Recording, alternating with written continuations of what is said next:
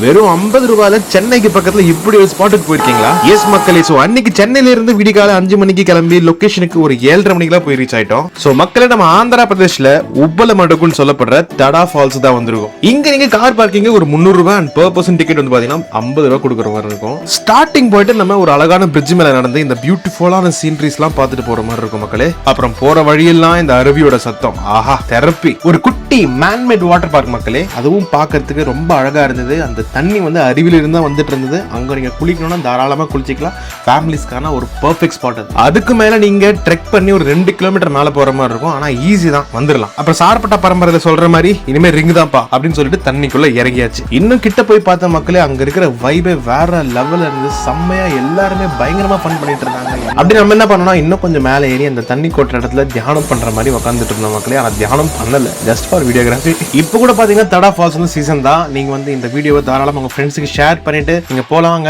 So உங்களுக்கு இந்த video பிடிச்சிருந்தா கண்டிப்பா லைக் கொடுத்து ஃபாலோ பண்ணிக்கோங்க. அப்பதான் ரெகுலரா போஸ்ட் சேரும். நெக்ஸ்ட் வீடியோ சந்திப்போம். பாய்.